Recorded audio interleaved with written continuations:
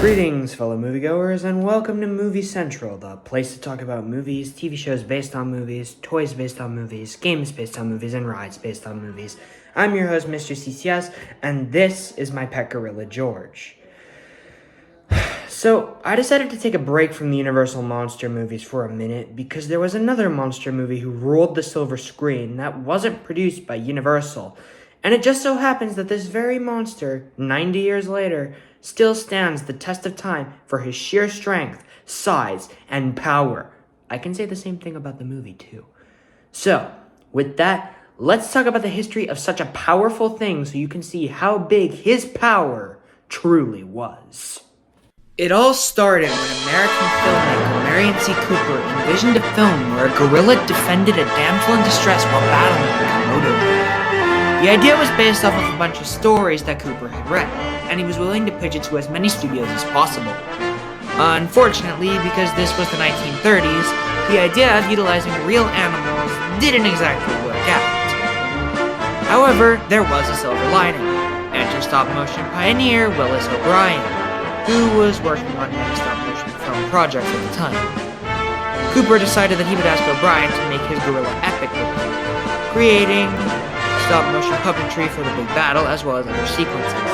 Add to that the full synopsis by British writer Edgar Wallace, producer Ernest B. Schoedsack, and his wife Ruth Rose. The film was fully put together, ultimate releasing in the spring of 1933, amid the Great Depression, no less. And this film put many people in the seats because people saw this film over and over again. And if you thought the impact didn't last long, you'd be dead wrong, as the film was re-released many times and played on TV channels every night for 1 week, and inspired several reimaginings over the course of nearly a century. But with this lasting impact, how good is this film? I'm glad to say that after 4 seasons of doing this show, as we take a look at my absolute favorite classic film of all time, as well as one of my all-time favorite movies, period. Ladies and gentlemen, and our non-binary friends, I give you King Kong, the 8th wonder of the world.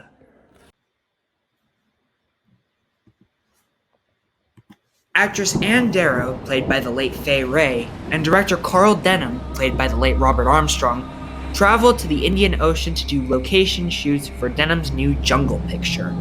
Along the way, the actress meets and falls for rugged first mate John Driscoll, played by the late Bruce Cabot. Upon arriving at the mysterious island known as Skull Island, Anne is taken hostage by natives, who prepare her as a sacrifice to the enormous ape, Kong, who rules over their jungle. But when Anne is rescued and Kong is captured, the real trouble begins. Jesus Henry Christ, I cannot stress enough how much I love this film, and how important it is to me as a filmmaker and as a critic. Keep in mind, if King Kong didn't exist, we wouldn't have had the modern giant monster movie. Now, as far as the plot itself is concerned, it is a simple story based on classic works like Beauty and the Beast. Still, it is one of the greatest pieces of film and needs to be seen by every major film critic.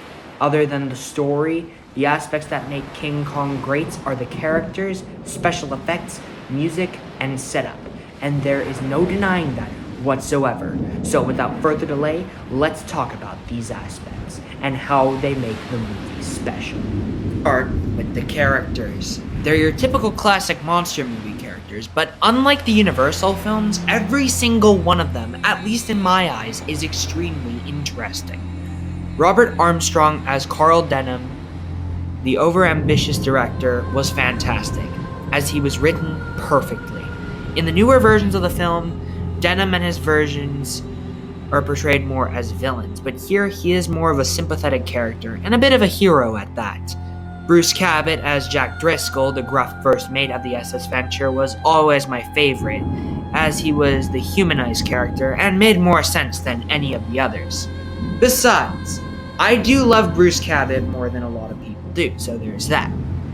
And then there's the beautifully talented Fay Wray, playing Ann Darrow, the star in the making. And And while she screams most of the time she's on screen with the ape, all in all, she was perfect for the type of character she was supposed to be playing. Besides, without her, the character of Ann Darrow would not have evolved as she has in the modern era. So there you go. Alright, now we have the real star of the movie, aka King Kong himself, brought to life spectacularly by amazing stop motion effects. But we'll get there soon. This is by far the best version of the ape, as he acts like an animal and more human than any other version of the character, which is important when portraying a character like this, and something that several versions take up, specifically the 1976 remake and the Monsterverse movies. He also has a ton of expressions, more human, yes, but it still fits in with his character. As for the other characters, they're not in it much, but at least they can add to the story. The natives and the crew on the SS Venture are some of the examples.